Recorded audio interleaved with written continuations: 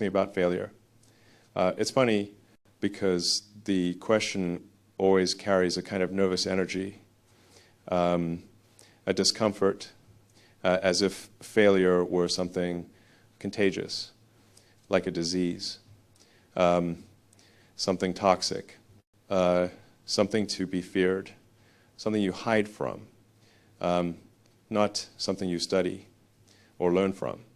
In most industries, in most companies, failure is treated as a stain, a permanent mark on your record.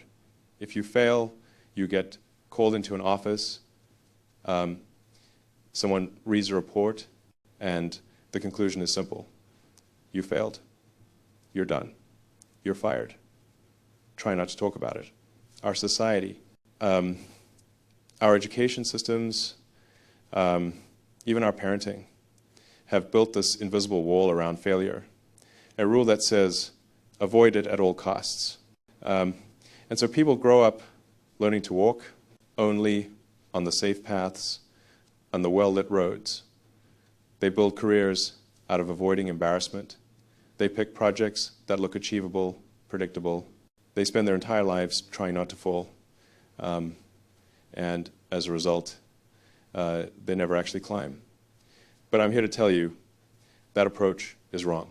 Completely, fundamentally wrong.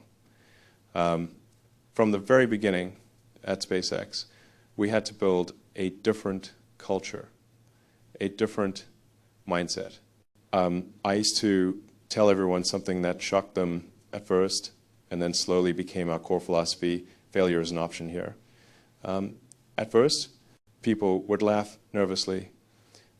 They thought I was joking or maybe testing them. But I meant it completely because logically, if failure is not an option, then innovation is impossible. Here's a second part to that saying, one that defines everything we do. If things are not failing, you are not innovating enough. I believe that deeply. It's not a slogan. It's not a motivational poster on the wall. It's how real progress happens. If you are starting a new company or developing a new technology and you are not failing, it means you are walking the same path as everyone else before you. You are staying in the comfort zone. You are making only small, safe, incremental improvements. And honestly, you're wasting your potential. Because real breakthroughs, the kind that move civilization forward, always come with risk. And risk means failure multiple times, loudly, publicly, painfully. At my companies, failure isn't a badge of shame. It's not a red mark on your record. It's a job requirement. It's proof that you're actually trying something that hasn't been done before. When we launch a rocket and it explodes, when a test fails, when a prototype breaks apart, it means we're on the edge of discovery. It means the data's coming in. It means we're learning faster than anyone else.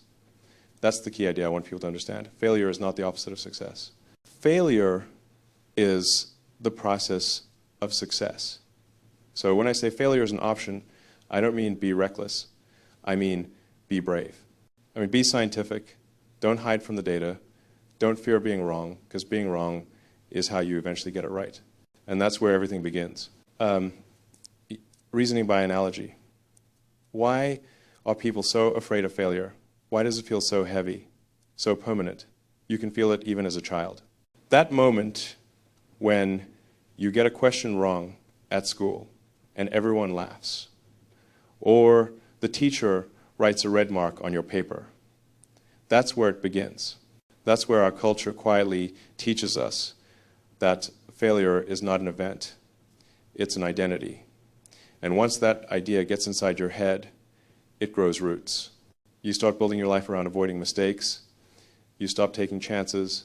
You stay in the safe zone, not because you're lazy, but because you've been trained to fear the consequences of falling. We're pattern recognition machines. Our brains are built to learn by watching what works and then copying it. That's the foundation of survival.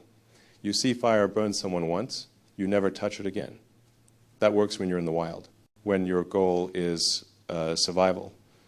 But when your goal is progress, when your goal is to expand what's possible, that same instinct becomes your biggest obstacle in science and in business. Most people reason by analogy. It's a natural thing to do. You take something that already exists and you make a slightly better version of it. You start with what's proven because it feels smart. It feels efficient. If someone built a car, you build a car too. Maybe a bit faster, a bit lighter. If someone built a rocket, you copy the structure, make small improvements, change the software, optimize a few numbers. And you convince yourself that's innovation. But that's not innovation.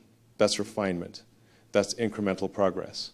And while it might keep your shareholders happy for a few quarters, it doesn't change the world. When you reason by analogy, you are inheriting every assumption. Every limitation, every mistake that someone else made, you are building inside their box. You know, no matter how big you think your version is, it's still the same box. That's why most large organizations move slower over time.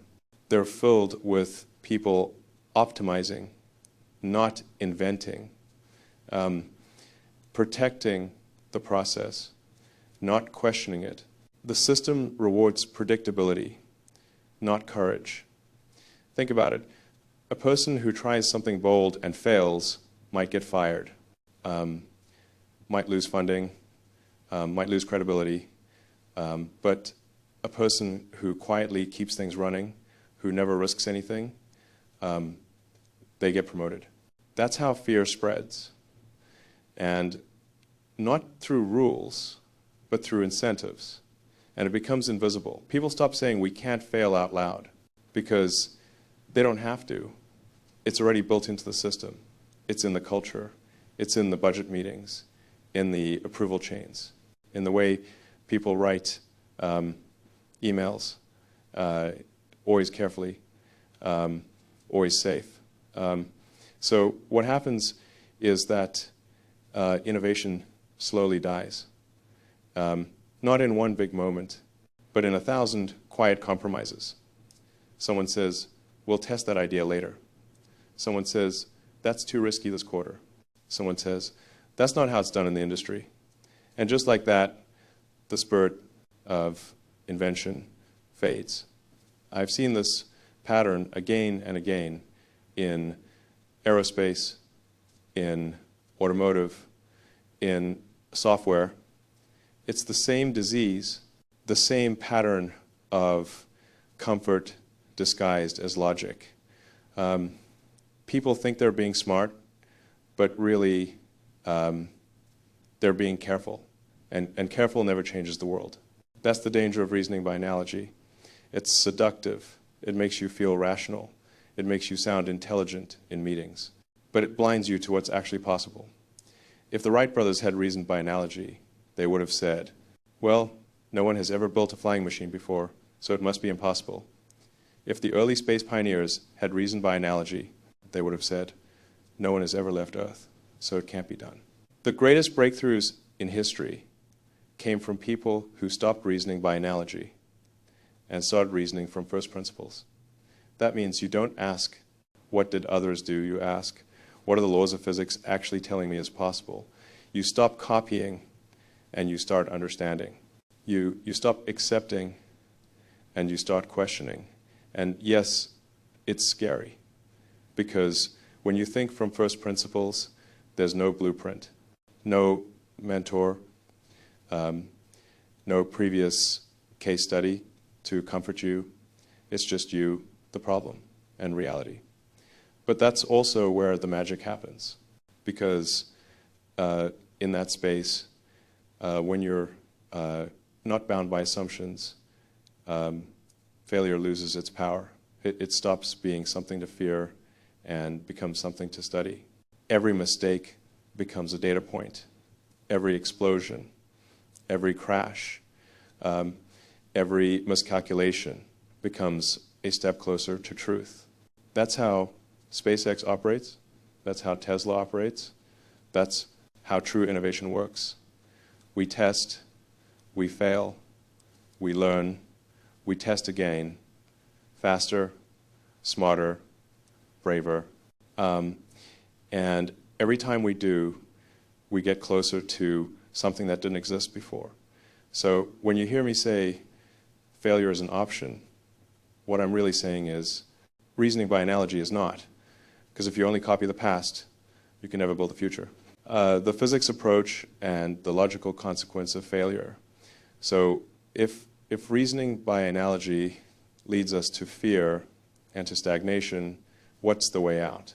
For me, the answer came from physics, not from management books, not from business school theories, but from the mindset that physics teaches you.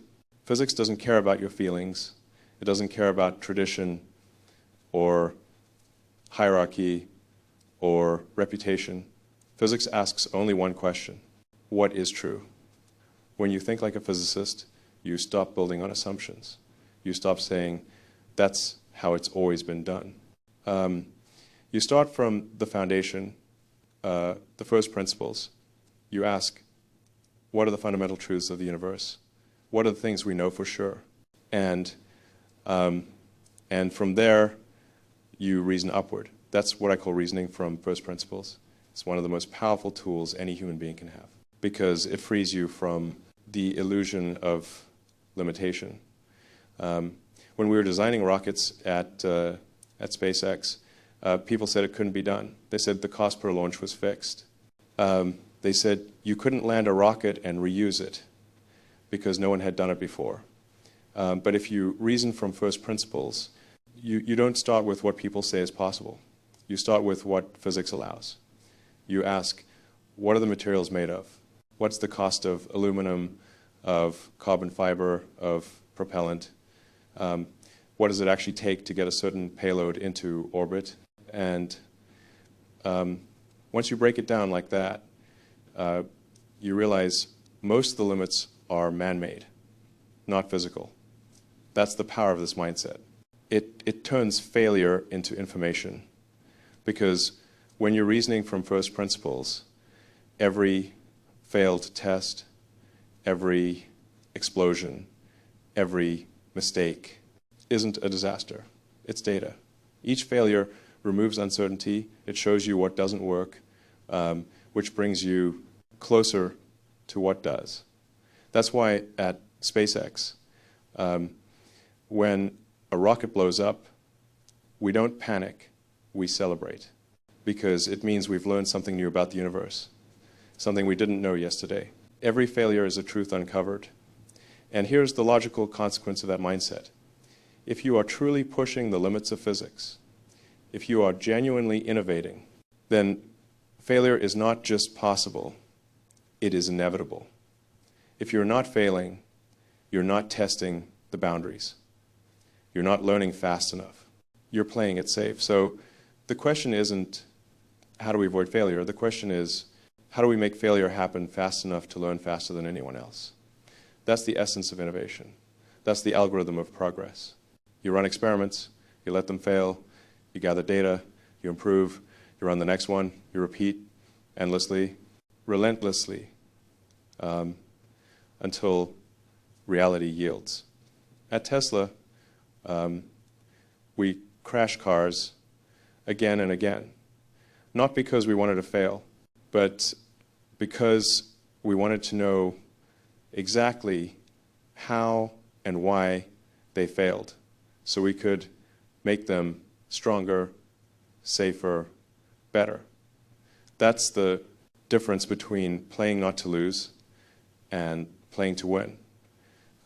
Most people, most companies play not to lose. They build walls, safety nets, processes. They spend all their energy avoiding failure. But when you do that, you also avoid discovery. When you play to win, you accept that you'll take hits. You'll get knocked down. You'll break things. And you look foolish sometimes. But you'll also move faster, learn deeper, and discover things no one else dared to find. That's what I mean when I say failure is a requirement. If we want to go to Mars, if we want to make humanity multiplanetary, if we want to create real artificial intelligence or cure the hardest diseases, we have to be willing to look stupid publicly. We have to be willing to build, to break, to learn, and to keep going. There's no other way. Progress is physics, not politics. It's experimentation, not opinion. And if you build a culture that understands that that values learning over pride, data over ego, truth over comfort, then failure stops being something you hide and becomes something you celebrate. Because in that moment, every failure becomes trial by fire and steel. Lessons from Falcon 1. Of course, it's easy to talk about resilience when things are going well. It's easy to say never give up when you're standing on a stage with success behind you. But living through the fire, that's something entirely different. In 2002, after selling PayPal, I found myself at a crossroads. I had enough money to never work again. I could have bought an island in the Bahamas, surfed, drank margaritas, and disappeared from the noise. No more risk, no more stress, just comfort. But comfort is the slowest form of death. And I couldn't shake this thought. Humanity was heading towards stagnation. We were getting good at entertainment, but not progress. We had $1 billion industry for making people click ads, but no one building rockets to Mars. So I made a decision that most people called insane. I took nearly everything I made from PayPal and bet it on 2 companies. One to accelerate the world's transition to sustainable energy, Tesla, and another to make life multiplanetary, SpaceX. My friends thought I'd lost my mind. They didn't just warn me. They staged interventions. They literally showed me videos of rockets exploding and said, look, this is what you're signing up for. I said, thanks. Appreciate that. We started SpaceX in a small warehouse in El Segundo, California. It wasn't glamorous. There were no marble floors, no shiny logos, just a handful of brilliant engineers, some tools, and a shared belief that we could do the impossible. We built our first rocket, Falcon 1. It was small, scrappy, hand-built, the underdog of the aerospace world. We poured everything into it. People slept on the floor. We had almost no bureaucracy, just raw engineering, caffeine, and obsession. First launch, 2006, failure, an engine fire right after liftoff. The rocket rose a few feet, then fell back and exploded in a massive fireball. All that work gone in seconds. But failure didn't kill us. We analyzed every frame, every sensor log. We found the problem, fixed it, and tried again. Second launch, 2007. Failure again. The rocket made it higher, but then the upper stage started spinning uncontrollably. Another explosion, another heartbreak. By this point, the media had already decided the narrative. Elon Musk's SpaceX, another billionaire's vanity project. They laughed. They said, see, rockets are for governments, not startups. We ignored them. We built again. Third launch, 2008. This one hurt the most. The first stage worked perfectly. It reached space, and for a few moments, we thought we had done it. Then, during stage separation, the first stage collided back into the second. A tiny timing error, a fraction of a second, destroyed everything, all payloads lost. We were live streaming. The whole world watched us fail again. And as if that wasn't enough, 2008 was the year of the global financial crisis. Tesla was on the brink of bankruptcy. SpaceX was nearly out of money. I had maybe $30 to $40 million left, not nearly. Enough to save both. I could put it all into one company and let the other die. Or I could split it knowing that meant both might die. I split it because I couldn't choose between my two children. After that third failure, morale at SpaceX was shattered. People were exhausted, emotionally broken. They had poured years of their lives into these rockets, and all they saw was fire. I gathered the team. No fancy speech, no PR script, just honesty. I told them, yes, this is hard. In fact, this is supposed to be hard. This is rocket science. Then I reminded them of something we had achieved that almost no one else in history had. We had reached space, even if only for a moment. Only a handful of nations had done that. And then I told them, with all the conviction I have left, I will never give up, and I mean never. I told them I had secured one final round of funding, one more chance, if they stayed. If they gave everything one more time, we could still win. That was the line between philosophy and reality. Failure is an option, but not always. You have to understand the difference between iterative failure and catastrophic failure. Iterative failure teaches you, it costs you time, money, maybe some pride, but you live to try again. Catastrophic failure ends the mission. It wipes you out. You can't learn if you're dead. The first 3 launches, iterative failures, painful, yes, expensive, yes, but survivable, and packed with data. Each one taught us what not to do next time. The 4th, that one had to work, because if it didn't, there would be no 5th. So we took every bit of knowledge from those failures, every scar, every sleepless night, every analysis, and poured it into Falcon 1 Flight 4, the 28th of September, 2008. We launched the rocket soared. Perfect descent, perfect stage separation, perfect orbit. For the first time, SpaceX reached orbit.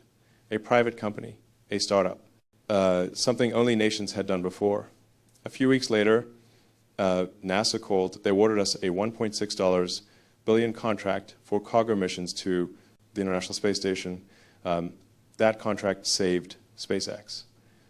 We had survived by the skin of our teeth, but we had survived because we failed first.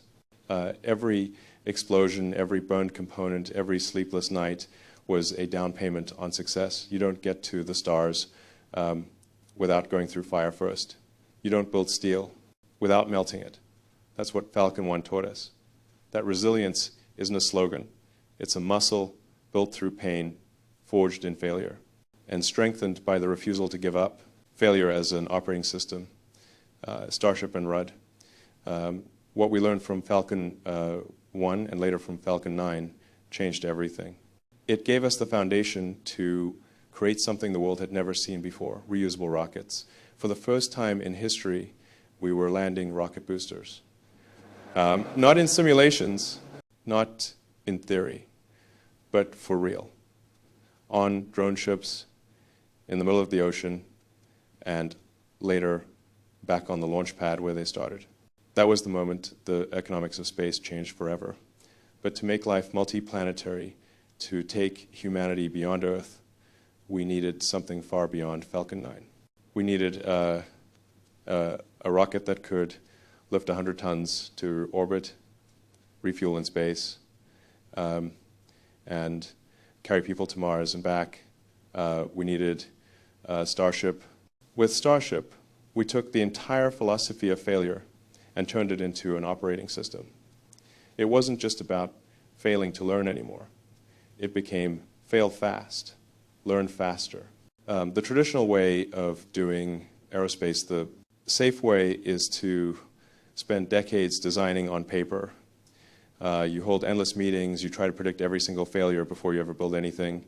You optimize for not failing on PowerPoint. And when you finally build it, it costs billions and arrives 10 years late. That's the old way. At SpaceX, we flipped that script completely. We said, stop overthinking. Start building.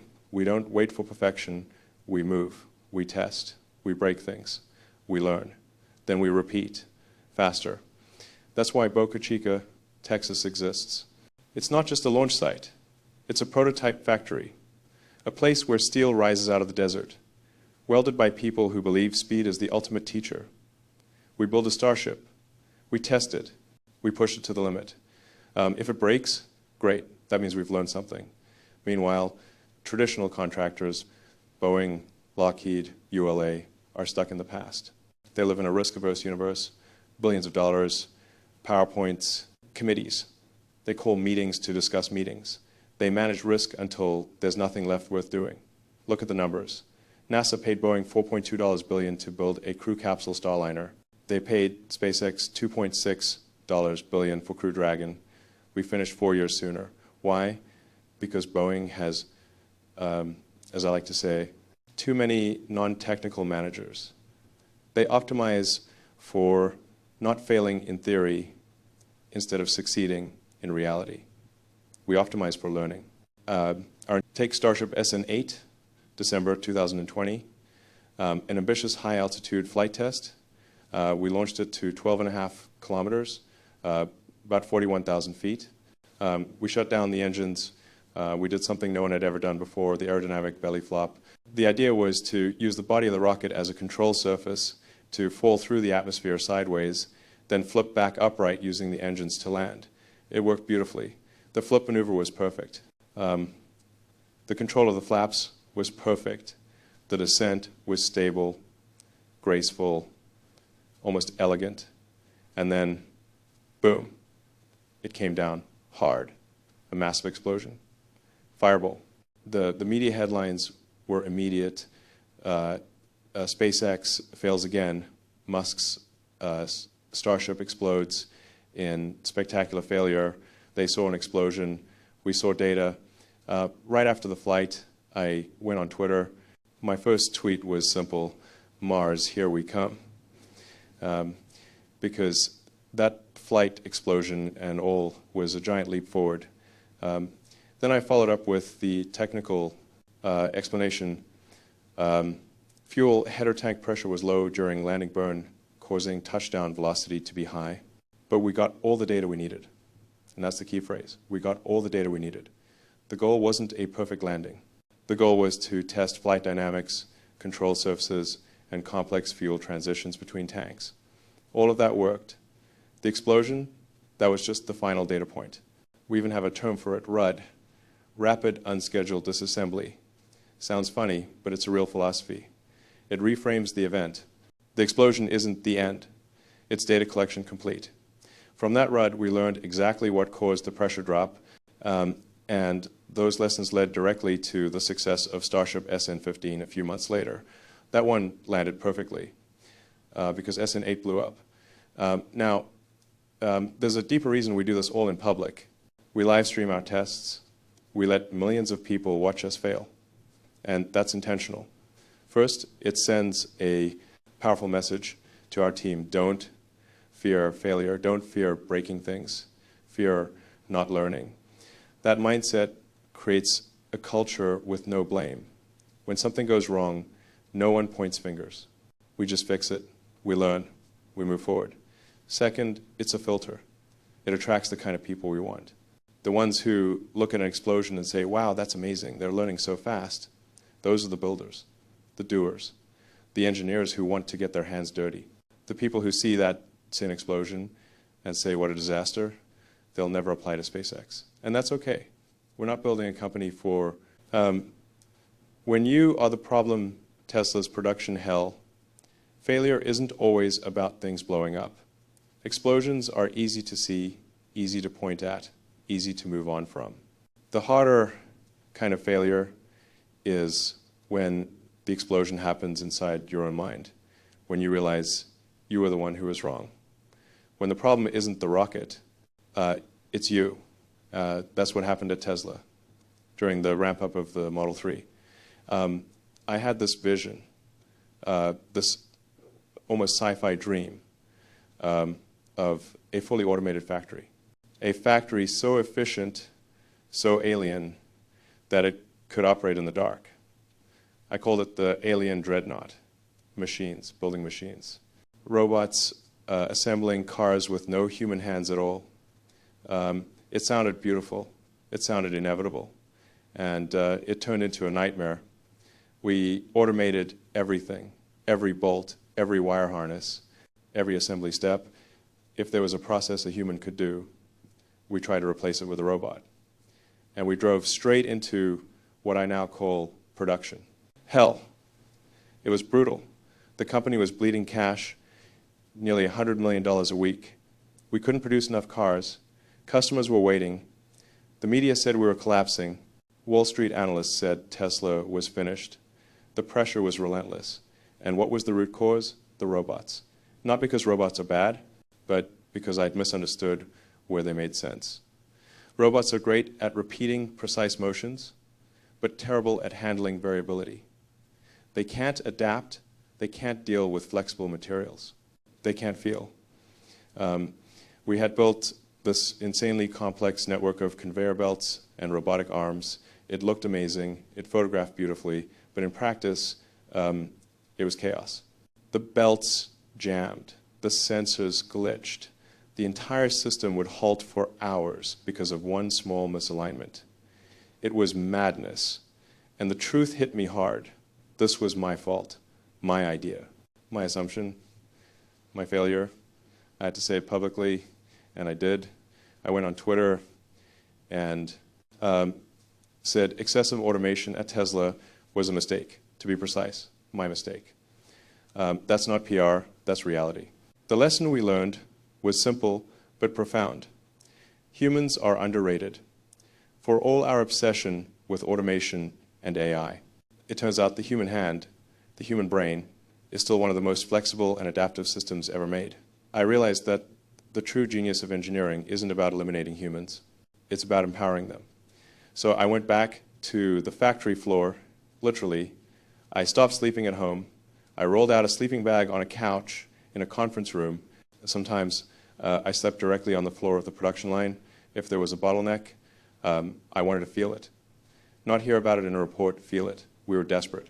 We needed a new assembly line immediately, but we didn't have time to build a new facility.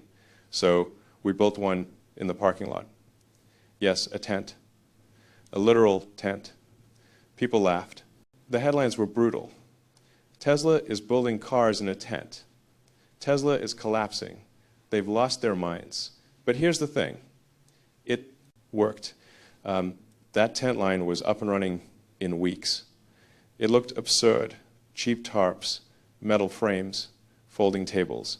But it produced cars, real cars, good cars. And inside that tent, we learned more about simplifying production than we ever had in our billion-dollar fully automated facility. The irony was painful and beautiful. I had always preached first principles thinking. Yet in this case, I had broken my own rule. When designing the Model 3 itself, the car we had used first principles. We broke every component down to physics. We asked, what is this part for? What's the simplest way to achieve that? But when designing the factory, the process I had done the opposite. I had reasoned by analogy. I thought factories in the future will be run by robots, so that's what we should build. That was my analogy. I didn't ask, what is the fundamental purpose of a factory? What is the simplest possible way to assemble a car efficiently? So production hell wasn't a mechanical failure. It was a philosophical failure. The tent was the correction, the return to first principles. We asked, what's the basic problem we need to solve? We need a covered, organized space to move parts from A to B to C. What's the fastest, cheapest way to do that? Answer, a tent. It was that simple. The psychology of failure, architecting a feedback loop. So we've established something fundamental. Failure is data. It's not pain. It's not shame. It's not an ending. It's information. It's signal. But here's the critical question. How do you actually collect that signal? How do you turn failure into progress faster than anyone else? You have to seek it. You have to crave it. You have to want to be proven wrong. Most people don't. Human nature resists it. We want comfort. We want validation. But if you only listen to praise, you build a fantasy, not a company. You must build a feedback loop. And the shorter that loop is, the better. The faster you learn, the faster you evolve. If I could give one single piece of advice to anyone who wants to build something great, a company, a product, a version of themselves, it would be this. Pay attention to negative feedback. Invite it, especially from your friends. Why from friends? Because they care about you, and that's the problem. They don't want to hurt your feelings. They'll tell you what's pleasant, not what's true. You show them your idea, your design, your product, and they say, oh, it's amazing, so cool. That's not feedback. That's noise. When I give something to a friend, I tell them straight, don't tell me what you like, I already know that, tell me what you don't like. And you have to mean it. You have to make it emotionally safe for them to criticize you brutally, honestly, because that's the only feedback that will make you better. Sometimes you don't have to look for negative feedback. Sometimes it finds you, live, on stage, in front of the entire world. Let's talk about the Cybertruck launch. We had this machine, this angular stainless steel beast. It looked like something out of Blade Runner. We wanted to prove it was tough, almost indestructible.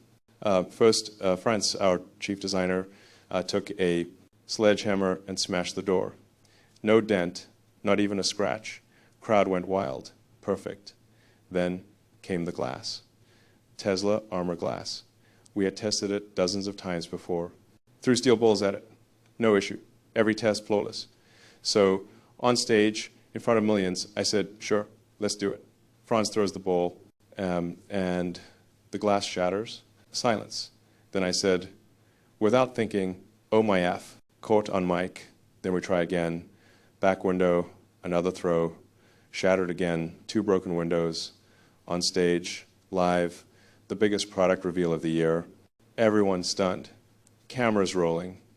The internet exploding. What do? You can't hide. You can't run. So you own it. I said, well, at least it didn't go through. That's the plus side. And then I said the line that really sums up my entire philosophy. Ah, not bad. Room for improvement. That wasn't a joke. That was the truth. That failure was perfect data. Later we found out the sledgehammer strike probably cracked the base of the glass earlier. The sequencing was wrong. Simple. But important. That's the beauty of public failure. It's a real-time feedback loop. It's raw, it's honest, it's unforgettable, and it makes you better instantly. Now scale that up. How do you get feedback not from a few people, but from millions? You design systems that create failure. That's what full self-driving beta is. It's controversial, sure. We're releasing unfinished technology to real drivers, hundreds of thousands of them. And yes, it makes mistakes. A lot of people say it's garbage. They're right, it's imperfect. But imperfection is the point. Every time a driver intervenes, every time they grab the wheel, every time something weird happens, the car records it, uploads the data, videos, telemetry, coordinates, all sent to our neural network for training. Each mistake is a lesson. Each intervention is a teacher.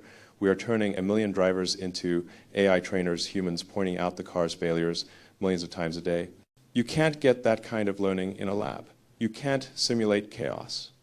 You can't fake a downtown intersection with a cyclist, a dog, and a bus all moving at once. This isn't about tolerating failure. It's about designing for it. Building systems that generate failure, capture it, and evolve from it faster than anyone else on Earth. We've identified the real bottleneck of innovation. It's not creativity. It's not intelligence. It's the speed of feedback. The faster you learn from failure, the faster you shape the future. The calculus of innovation, the batting average. So here's the question everyone eventually asks. If you're failing all the time, how do you not go bankrupt?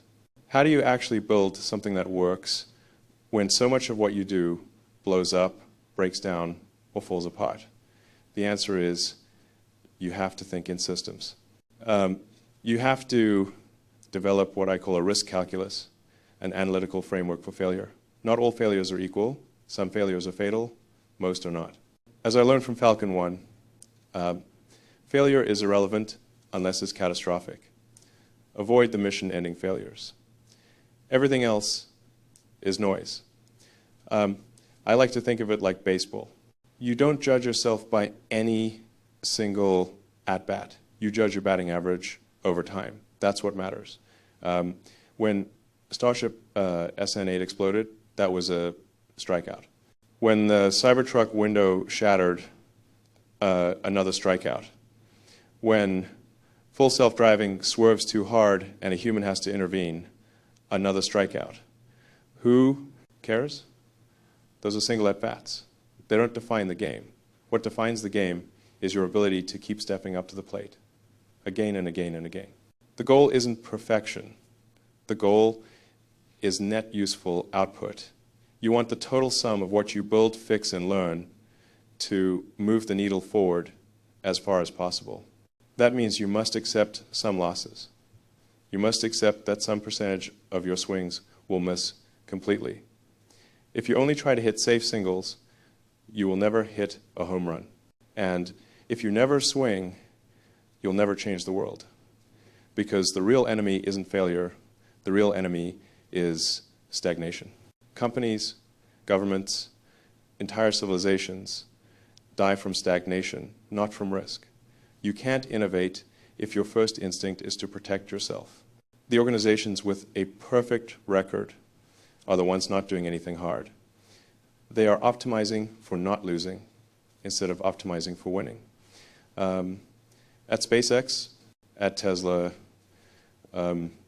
we bias toward action. We build the thing, we test the thing. If it fails, we learn. But we don't sit in rooms arguing about what might fail. We find out by doing. That's the calculus. Action beats analysis when the clock is running out for humanity. The price of failure and the ultimate goal. Now, let's be honest. This culture, this intensity is not for everyone. It's hard, it's painful, it's relentless, and there is a cost. The press talks about it. Critics point to burnout, to long hours, to mistakes. They bring up old emails, old quotes. In 2017, after reports of injuries at the Tesla factory, I wrote that I cared deeply about safety. I said I wanted every injury reported directly to me, that I wanted to meet with every injured person and perform their job myself to understand what went wrong. Critics said he didn't meet everyone, it was just PR. They're right technically. It's impossible to meet thousands of people personally. But the intent was real. I do care. And we did make massive changes. We learned. We fixed things. We improved every year. But I won't pretend this mission is gentle. The mission to accelerate the world's transition to sustainable energy and to make humanity multi-planetary demands everything. It demands your time, your sleep, your comfort, your soul. And I won't apologize for that. Because the alternative is worse. The why. So why do all this? Why take these risks? Why accept the criticism, the exhaustion, the endless failures? It's not for money. It's not for the stock price. It's not even for personal glory. It's because I believe humanity must survive. That consciousness, this fragile, brief, incredible thing, must continue beyond Earth. We have to become a multi-planetary species. That's the purpose of Starship. That's the reason SpaceX exists. Mars. But Mars is not an escape. It's the hardest problem we've ever taken on. And failure there is guaranteed. There are rumors, whispers, people saying, I've given up on Mars, that I'm afraid of politics or AI or governments following us there. Someone once told me a story about a conversation I had with Demis Hassabis, one of the world's top AI researchers. He said, even if you go to Mars, my AI could follow you there. And I was silent, not because I gave up, because he was right. Going to Mars doesn't solve everything. It solves one class of existential risk, the single planet problem, asteroids, supervolcanoes, nuclear war, but it doesn't solve the AI problem. It doesn't solve ourselves. So the challenge is even bigger than we thought. But that's not a reason to stop. That's a reason to go faster, to push harder, choosing your failure. This is why failure must be an option. Because if you only do the things you know will succeed, you'll never do the things that matter. You'll never solve sustainable energy. You'll never align AI with humanity. You'll never reach Mars. Getting to Mars will be brutal. Rockets will explode. People will die. Mistakes will happen. It will hurt. But what's the alternative? To stay here on one planet forever, waiting for the inevitable? That is the real failure, the failure of doing nothing, the failure of fear. So you have to choose your failure. You have to decide what kind of failure you're willing to live with. I choose to fail while trying. I choose to fail while building, while reaching, while pushing the boundaries of what's possible. Because that's the only kind of failure worth anything. Go out there, be bold, take the swing, and don't be afraid to fail. Thank you.